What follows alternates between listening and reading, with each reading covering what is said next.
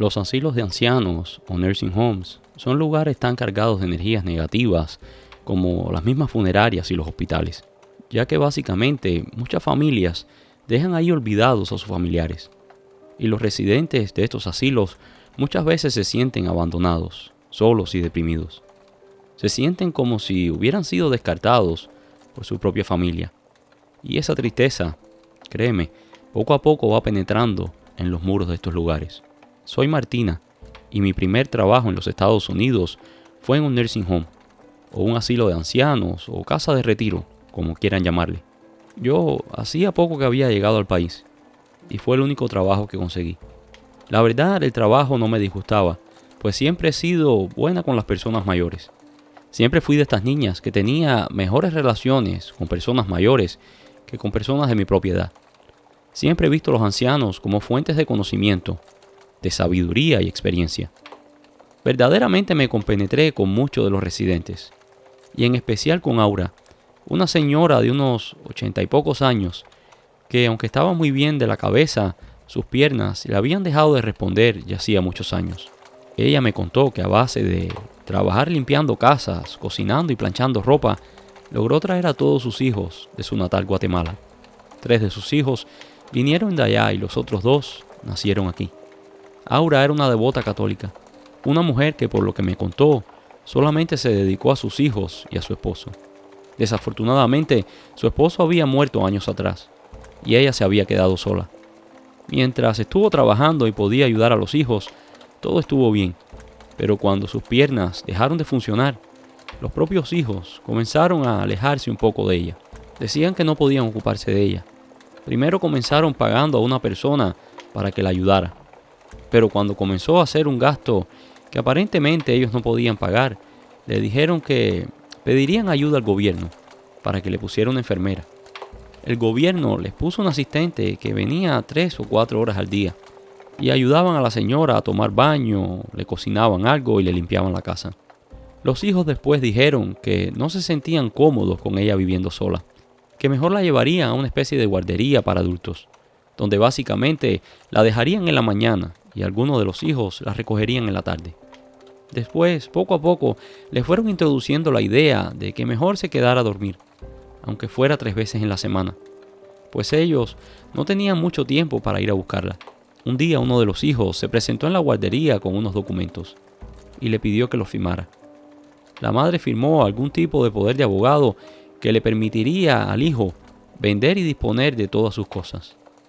Este hijo, sin decir nada, sin consultar a los otros hermanos, básicamente vendió la casa y se quedó con el dinero. Los otros hermanos se molestaron mucho, pues básicamente los había dejado sin nada. Los dejó sin la parte de la casa que la madre les había prometido. Creo que algunos usaron eso como una justificación para dejar a la madre allí abandonada. Recuerdo que cuando llegué a trabajar a este asilo, me llamó la atención que Aura siempre estaba sola, callada. Muchas veces los residentes del asilo hacen sus propias amistades y juegan cartas, hablan y así pasan el tiempo. Pero la señora Aura se la pasaba sola, no hablaba con nadie. Pasaba el día ensimismada en sus pensamientos. Al verla que estaba en aquella situación, yo comencé a acercarme y le hacía un poco de compañía de vez en cuando. Me esperaba todas las mañanas para saludarme y hablar conmigo. Pero después la vi que comenzó a ponerse también un poco distante conmigo. Un día me acerqué y le pregunté que si le había hecho algo, que si la había ofendido o si dije algo que la había hecho sentir mal. Ella me dijo que no, que lo hacía por mi protección. Le dije que no entendía, pero ella me dijo que mejor dejarlo así, que desde hacía muchos años había algo que la perseguía y que toda persona que se le acercaba lo pagaba con su vida. Igual traté de respetar su decisión, pero siempre de vez en cuando venía y le daba una vuelta. La saludaba y hablaba un poquito con ella. Yo sí notaba que cada vez que iba a verla y hablaba un rato con ella, el rostro se le iluminaba. Y aunque ella trataba de hablar poco, era como que esos momenticos le mejoraban el día. Una mañana llegué a trabajar y me dijo la supervisora que Aura había tenido un ataque de histeria, que había atacado a una de las enfermeras. Aquello me molestó mucho, pues yo sabía que la señora Aura era muy pacífica y respetuosa. Nunca la vi ni siquiera decir una mala palabra. Fui y hablé con la enfermera, que también era mi amiga, y me dijo que cuando estaba limpiando una pequeña herida que Aura se había hecho, se viró hacia ella como un animal rabioso. Contaba la enfermera que cuando estaba junto a ella, prácticamente se paró de la silla, por sí sola, algo que era imposible hacer para ella. Aquello me pareció extremadamente extraño, y le pregunté a la supervisora si podía ir a ver a Aura. La supervisora me dijo que sí, que de hecho me había asignado a atenderla, pues la habían mudado a un ala un poco aislada de donde estaban los otros residentes. Cuando fui me la encontré dormida, pues la habían sedado. Pasé un rato allí con ella hasta que despertó, pero les puedo jurar que aquello no era Aura. Lo pude ver en sus ojos. El ambiente del lugar era asfixiante y la sensación de que había una presencia era tangible. Aura se escuchaba diferente, incluso su acento no era el mismo. En cuanto me vio, una ráfaga de groserías me congeló. Le pregunté qué le pasaba y me dijo: a esta desgraciada ya me la llevo. Enseguida pensé que aquello era algún tipo de episodio de demencia. Traté de asistir a lo mejor que pude, pero no pude hacer mucho. Cuando terminó mi turno me fui a mi casa. Esa noche no pude dormir nada. Estuve soñando toda la noche que un hombre golpeaba a Aura. Este hombre quería matarla. Era un hombre que tenía un aspecto horrible, parecía como quemado o desfigurado. Mi impresión fue tal que cuando me desperté en medio de la noche, llamé al asilo y le pregunté a la chica que estaba de guardia si todo estaba bien. Ella me dijo que sí, que todo había estado bien hasta que Aura había comenzado a tener otro episodio. Tenía el rostro ensangrentado, pues parecía que se había golpeado ella misma. El personal había decidido asegurarle las manos con unas correas para que no se hiciera daño. Aquello me comenzó a preocupar. Días después fui a visitarla. Me la encontré acostada y aparentemente dormida. Pero cuando iba a salir de la habitación, abrió los ojos y me dijo bajito: no lo despiertes, porque me va a matar. Pude ver el horror en sus ojos, y pensando que hubiese habido alguien en la habitación, encendí la luz. Aquello me horrorizó. Aquella mujer brincaba en la cama como si no fuese humana, y aunque sus manos estaban atadas, se veía claramente como si alguien le golpeara el rostro. La golpearon a un punto tal que le sangraba la nariz. Otra de las asistentes vino corriendo y gracias a Dios fue testigo de lo que estaba sucediendo. De otra manera, pudieron haberme culpado a mí de las lesiones que presentaba. Este ataque fue tal que Aura quedó en un estado de coma y no se volvió a recuperar. Yo estaba en la habitación cuando falleció días después. Y aunque vi personas fallecer antes y después de la muerte de Aura, ninguna me causó el terror y la confusión que me causó aquella muerte. Recuerdo que le habíamos puesto una máscara de oxígeno para aliviar su sufrimiento. Aunque tenía los ojos cerrados, parecía como desesperada. Su pecho se elevaba de una manera normal. Y cuando exhaló su último aliento, los presentes en la habitación sentimos un calor intenso. Y como un animal grande, un animal que caminaba entre nosotros, un animal que rugía y gruñía, como si fuese un perro grande. Yo sentí perfectamente que algo me rozó la pierna. Aquello me congeló. Entre los empleados teníamos varias teorías. Los más escépticos aseguraban que aquello habían sido los delirios de algún tipo de demencia. Otros se lo atribuían a algo más espiritual. Yo sé lo que vi y sé que aquello no fue Aura. En aquella habitación había algo que no era de este mundo. Hace años dejé de trabajar en este lugar, pero el tiempo que estuve allí, aquella habitación siempre fue problemática. Se escuchaban ruidos y a veces incluso hasta gritos. Hoy el lugar lo remodelaron y lo hicieron un edificio de vivienda. Algunos inquilinos han reportado actividad extraña, y lo que fue la habitación donde murió Aura se ha incendiado 2 veces. El gato de la muerte. La segunda historia del día de hoy me la contó una empleada del mismo asilo, que presenció esto años antes cuando trabajaba en otro lugar. Ella me contó que la madre del dueño del asilo donde ella trabajaba tenía un gato. El animal no le perdía ni pies ni pisadas a la dueña, y aunque la dueña lo mimaba mucho, nunca le permitió dormir en la cama con ella.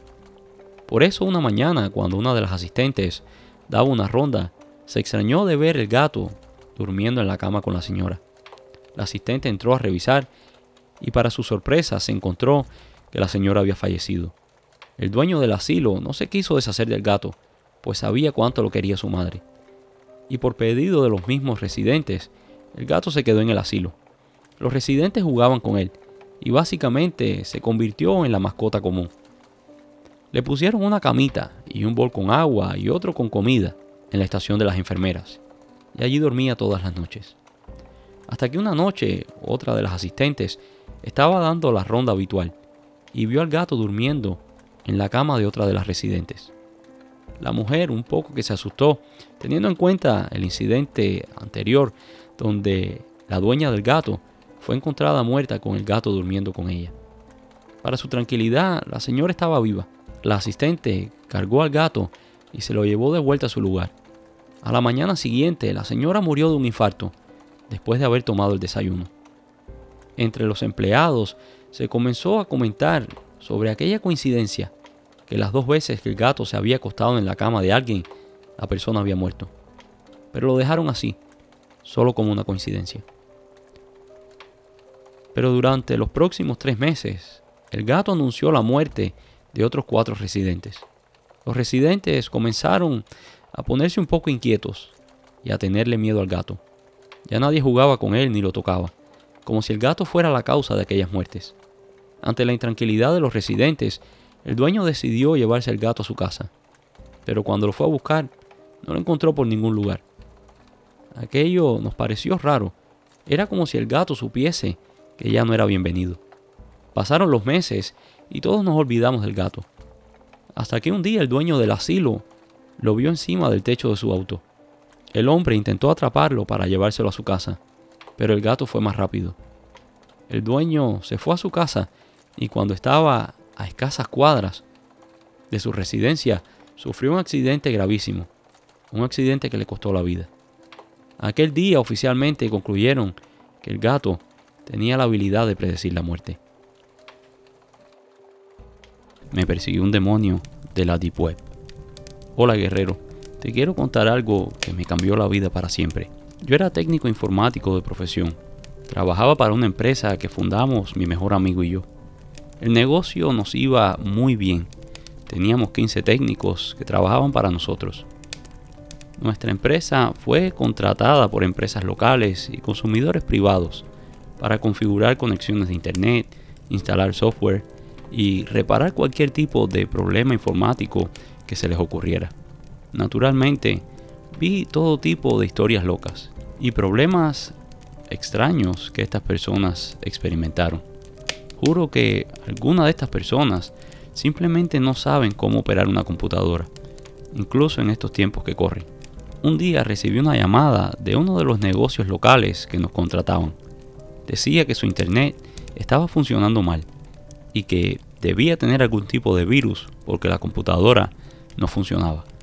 Sacudí la cabeza, incrédulo, y le dije que de seguro alguien había desconectado el internet por accidente.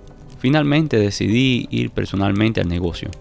Tan pronto como llegué, el dueño me estaba esperando y comenzó a hablar sobre los piratas informáticos o hackers. Ahora odiaba a Microsoft, odiaba los virus, odiaba todas aquellas tonterías. Entré a su oficina y comencé a trabajar. Conecté mi computadora a la del negocio y comencé a hacer algunas operaciones. El dueño del lugar se fue a hacer unas diligencias y me dejó allí. Él me tenía mucha confianza. De hecho, él fue uno de nuestros primeros clientes. Traté de abrir el navegador, pero no respondía. Supe que definitivamente hubo algún tipo de problema de conexión. Estaba usando mi computadora para hacer algún tipo de diagnóstico en la computadora de la empresa. Luego maldije mi estampa, pues definitivamente no estaba conectada a ningún internet. Claro, ¿cómo iba a funcionar? Primero busqué redes y después busqué algunas conexiones inalámbricas para poder conectarme al internet. Mientras lo hacía, traté de usar una de las herramientas en mi computadora portátil para poderme infiltrar en la red y poner su computadora en funcionamiento.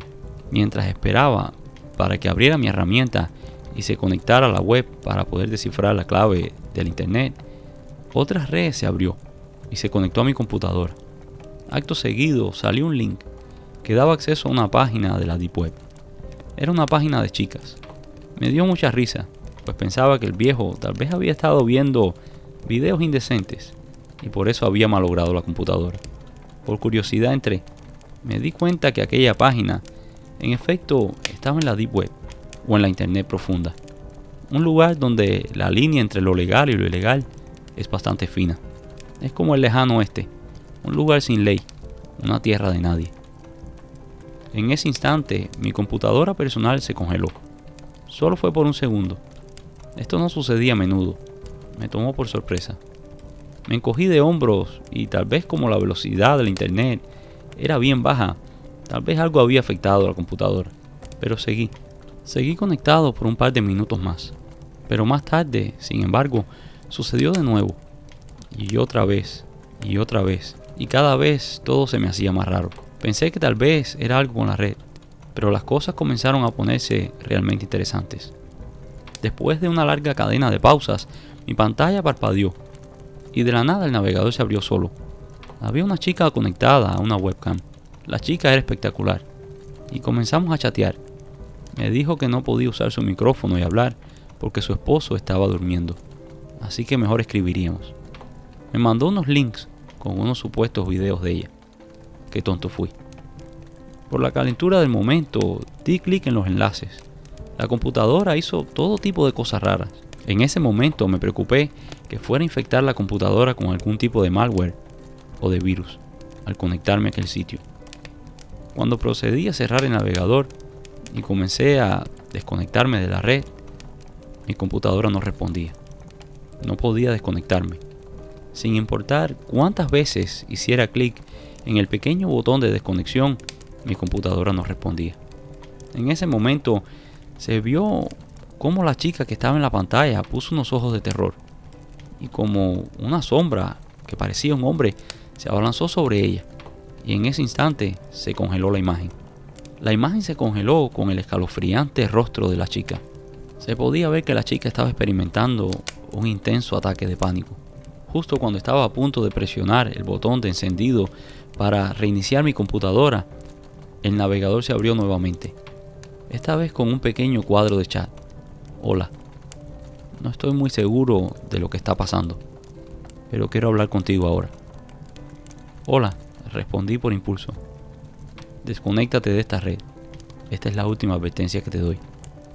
No sé qué me hizo responderle, pero le respondí. Amigo, no es mi culpa que su esposa decida hablar con hombres en la internet. No sé de dónde salió aquella respuesta, pero fue lo que le dije. La respuesta de la otra persona me asustó más que nada en el mundo. La otra persona comenzó a enumerar información privada sobre mí. Mi nombre completo, mi dirección, mi número de teléfono, incluso la información de mis tarjetas de crédito. Dijo también dónde vivían mis padres, su nombre completo y todo tipo de identificaciones. Y otra vez escribió: esta es mi última advertencia. Salte de aquí. Sentí como si mi alma se saliese del cuerpo. Quedé paralizado por el miedo. Y lo que vino después fue más escalofriante aún. La cámara web se volvió a encender y me volvió a escribir: realmente no deberías estar espiando a la gente, o podrías ver algo que te destruirá.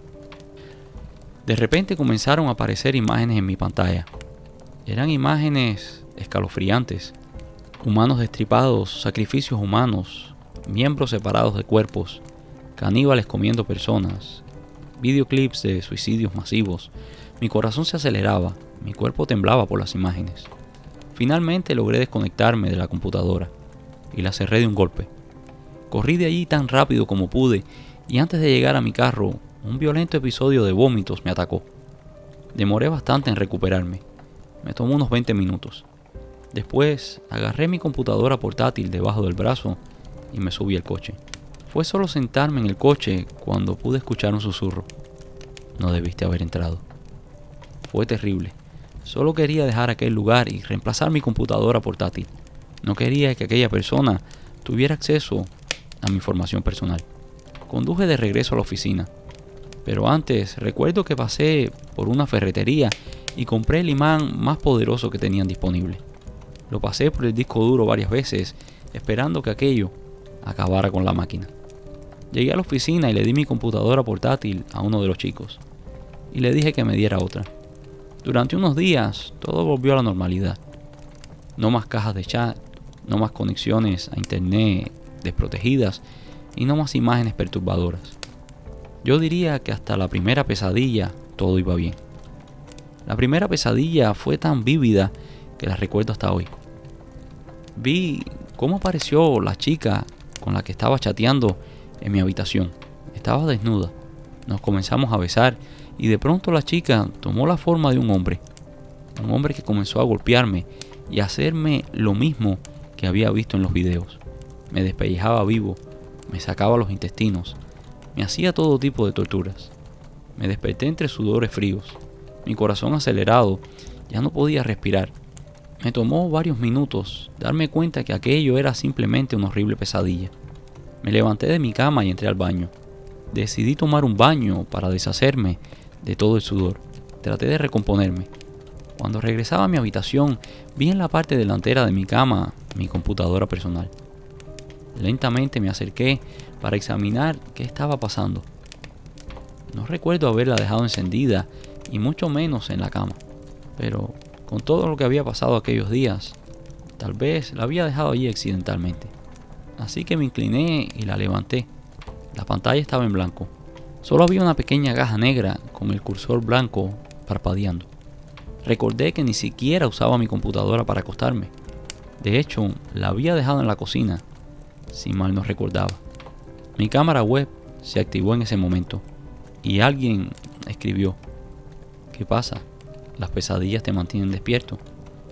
Hice lo que cualquier otra persona hubiese hecho. Le quité la batería a la computadora y la tiré en una gaveta. Traté de dormir, pero no pude. Recuerdo que el resto de esa noche me la pasé sentado en el borde de la cama, mirando al suelo, paralizado por el miedo. Tal vez aquel hombre había decidido perseguirme. Esto no era normal. Esta fue la peor noche de mi vida. Cada vez que me despertaba de estas pesadillas, podía escuchar mi computadora portátil dentro de la gaveta. Sabía lo que estaba sucediendo, pero nunca miré.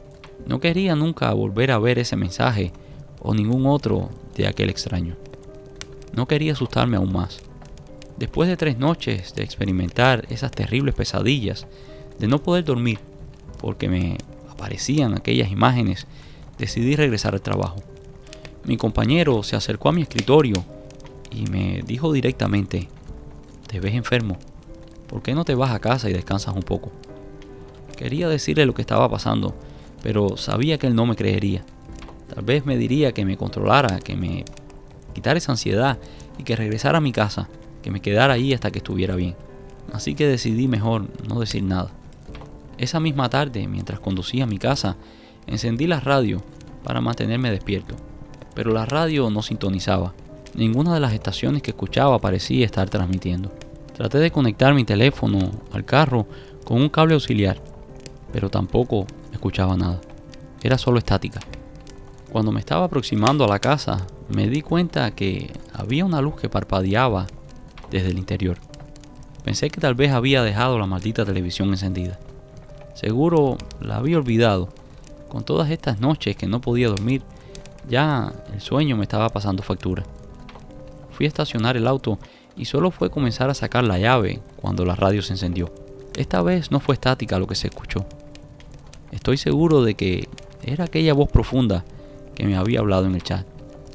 Lo que acababa de salir por los altavoces de mi carro era aquella voz.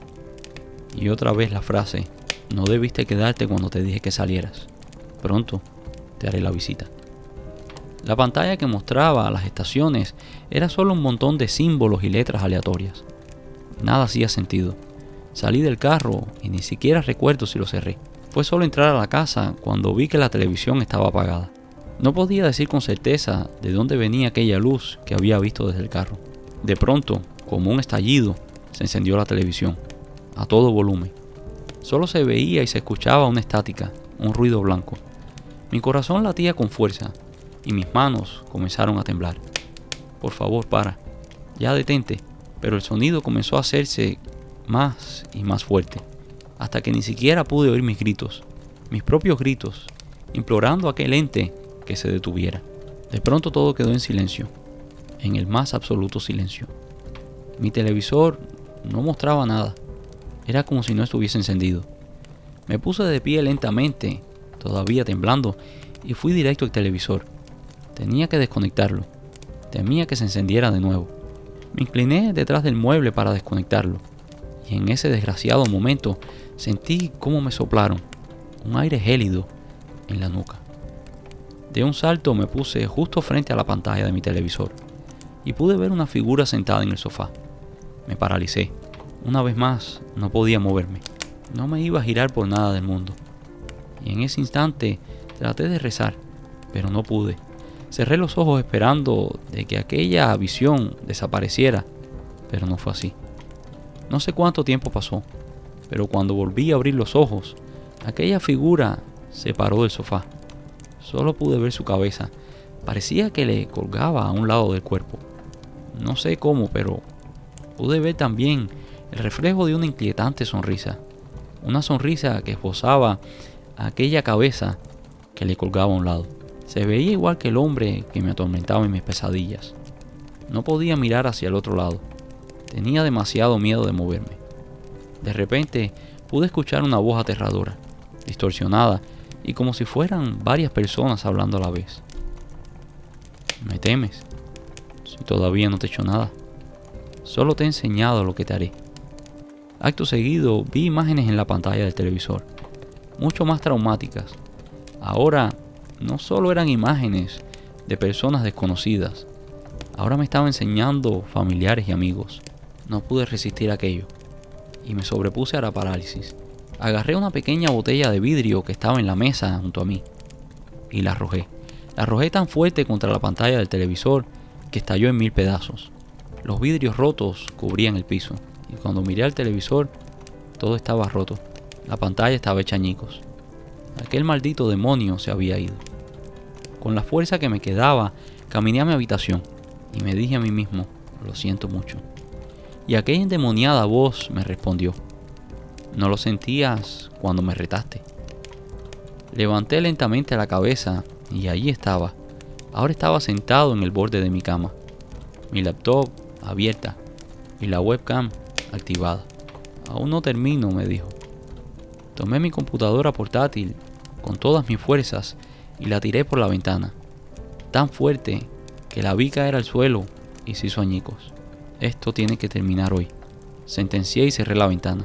Cuando levanté la vista pude ver que alguien estaba parado en la esquina, debajo del poste del alumbrado público.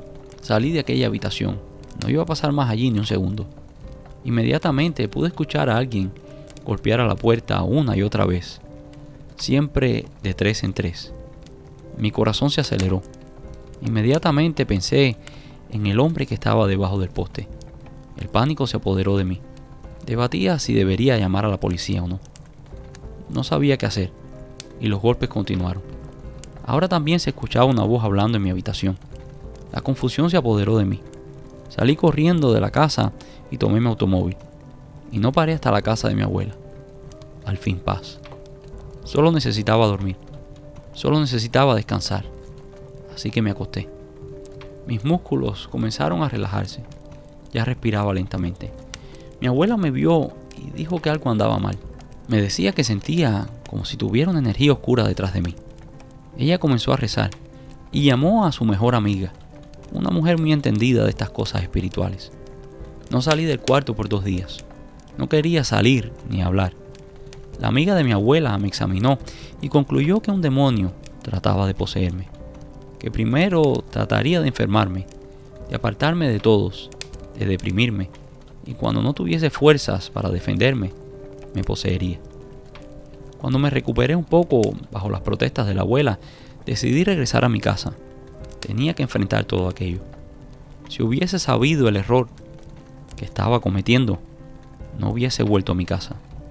Esa misma noche volverían las pesadillas y aquella sombra con la cabeza colgando, como si tuviese el cuello roto, se instaló en mi habitación. Aquel ente controlaba todas las cosas electrónicas. No me dejaba tranquilo. Incluso trató de asesinarme, incendiando la casa. Encendió el fogón, donde tenía puesto unos platos desechables. Pero por suerte me despertó el olor a quemado. Con un poco de trabajo logré sofocar aquel naciente incendio. Ya estaba cansado de todo aquello y cometí otro grave error. Le hablé. Una vez que le hablas a estos entes, le das permiso para que entren en tu mundo. Volvieron las pesadillas y otra vez el desespero. Una noche, aquel ente que me observaba desde la oscuridad de mi habitación me habló. Puedo resolver tu futuro. Si me entregas a tu socio, te daré la compañía para ti. Serás próspero y rico como no te lo imaginas. Solo entra en tu computadora y envíale ese link que está ahí. De lo contrario, te atormentaré. Me llevaré a tu abuela y me llevaré a tu primer hijo cuando nazca. Aquello no me preocupó porque ni siquiera novia tenía. Pero era algo inquietante, algo que me aterró. Saber que me podía quitar algo tan preciado como un hijo. Te haré sufrir como no tienes idea. No sabía qué hacer. Por un momento no sentí miedo. Ahora se escuchaba como una voz normal, incluso familiar. No sabía qué hacer. Pero de pronto vi mi computadora sobre la cama. La misma computadora que había tirado por la ventana. Y como impulsado por una fuerza desconocida, apreté el botón de enviar. En ese momento, el ente desapareció y todo cambió. Las pesadillas se detuvieron, las apariciones pararon y el negocio cada día iba mejor. Pero según mejoraba el negocio, la vida de mi socio se iba deteriorando. Comenzó a tener grandes problemas en su matrimonio y finalmente la esposa lo abandonó. Él comenzó a tomar, se convirtió en un alcohólico y cayó en tal depresión que incluso trató de quitarse la vida. Yo seguía con el negocio adelante y cada mes me aseguraba de pagarle lo que le correspondía. Creo que lo hacía por cargo de conciencia. Recuerdo que un día llegué a su casa para firmar unos documentos y para pagarle el dinero del mes. Él me miró de una forma que nunca lo había hecho y me dijo: ¿estás contento con lo que hiciste? No supe qué responder. Agarré los papeles y me fui de allí. 2 días después, supe que se había quitado la vida. Después de aquel episodio, vendí el negocio, dividí las ganancias y le di su parte a su familia. Después de disolver el negocio y de pagar las deudas, me fui de allí. Me fui de la ciudad. Ahora trabajo como restaurador de arte. Evito las computadoras por todos los medios. Sus historias las escucho por una compañera que es fan de su programa. Pero yo trato de evitar todo tipo de contacto con computadoras, teléfonos u otro tipo de energía, pues siento que ese ente puede regresar y a pedir más de mí. ¿Quién visitó la casa de la abuela? Cuando tenía 18 años, mi abuela me pidió que cuidara la casa por ella, pues ese fin de semana se iría a la Florida con algunos amigos de la iglesia. Acepté inmediatamente. Pensé en hacer una gran fiesta e invitar a todos mis amigos, pero desafortunadamente mi plan fracasó.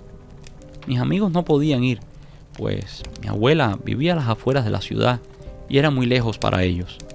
Estaba frustrado y aburrido en aquella enorme y vieja casa.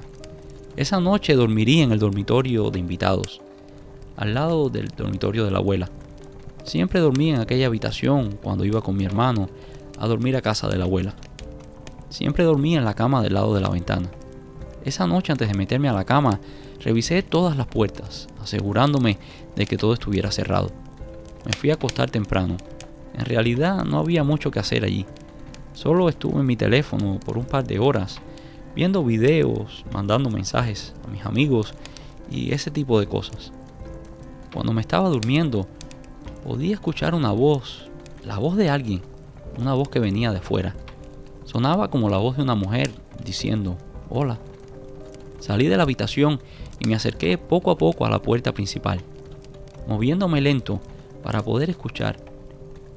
Definitivamente era la voz de una mujer, que decía hola cada 10 segundos. A medida de que me acercaba a la puerta principal, confirmé que el sonido venía de la puerta de enfrente. Cauteloso, me acerqué al comedor. Esas ventanas tienen una vista clara del porche delantero, así que me acerqué a la ventana para intentar ver quién estaba afuera. Traté de mirar a través de la ventana de la forma más discreta posible, pero supongo que no hice un buen trabajo, pues solo fue mover la cortina y allí me encontré con el rostro de una señora mayor, vestida con unas ropas muy parecidas a las de mi abuela. Ella me miraba directamente, como si supiera dónde yo estaba, y una vez más repitió aquel hola, con una sonrisa extraña en el rostro. Era algo raro, pues esta mujer parecía enojada, pero a la vez tenía una sonrisa. Era una señora mayor, como mi abuela, pero la extraña expresión que mostraba su rostro me hizo apartarme tan lejos de la ventana como pude. Traté de tranquilizarme, tal vez era una amiga de la abuela, pero ya era medianoche. ¿Quién podría estar allí a aquellas horas? ¿Por qué no llamaría o tocaría el timbre? Ella simplemente seguía allí parada, saludando una y otra vez. Aquello me inquietó. Fui a la cocina y tomé un cuchillo, y volví a la habitación de invitados. Cerré la puerta y me senté a la orilla de la cama. Comencé a enviar mensajes de textos a todos. Les conté lo que estaba pasando. Pero algo raro pasaba. Los mensajes no salían. Era como si algo o alguien estuviera bloqueando la señal. Mi hermano me decía que llamara a la abuela, pero yo sabía que sería inútil. Primero, ella estaba muy lejos, y segundo, ya era tarde. Seguro estaba durmiendo y no quería preocuparla. En medio de aquel debate sentí un sonido que me heló el alma.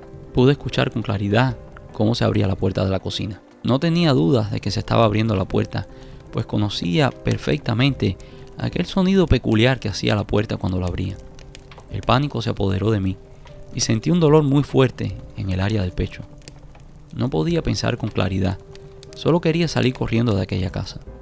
Agarré el cuchillo y me paré frente a la puerta. Podía oír claramente pasos acercándose a la puerta. Asumí una posición de ataque. Estaba listo para acabar con lo que estuviera detrás de aquella puerta. Todo quedó en silencio. Por unos segundos no sabía qué estaba pasando. Y después, aquella familiar voz rompió el silencio. Hola.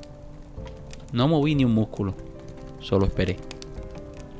Después pude escuchar cómo los mismos pasos se alejaban de la puerta. No quería llamar a la policía. No sé por qué, pero quería dejarlo fuera. Con el mayor miedo que he sentido en mi vida, me volví a meter a la cama. Y allí esperé por un par de horas. Finalmente decidí bajar las escaleras y revisar la casa nuevamente. Miré por las ventanas y ya no había nadie. La anciana extraña parecía haberse ido. A la mañana siguiente llamé a mi abuela y le conté lo que sucedió. Enseguida noté el pánico y la angustia en su voz. No sé quién pudo haber sido. La única persona que hacía eso era Rosa, la mamá de los vecinos nuevos. La señora tenía Alzheimer y se les escapaba. Le dije a mi abuela, pues seguro era la señora. La señora era más joven que tú y vestía unas ropas parecidas a las tuyas. Tenía una rara expresión en el rostro. Mi abuela confirmó que esa era la descripción de la vecina, pero no pudo haber sido ella. La abuela pausó y, como dudosa, me dijo: Rosa falleció hace más de un mes. Y esto es todo por hoy. Gracias por escuchar nuestros videos. Gracias por estar ahí cada vez que publicamos nuevo contenido. Muchas gracias y nos vemos en la próxima.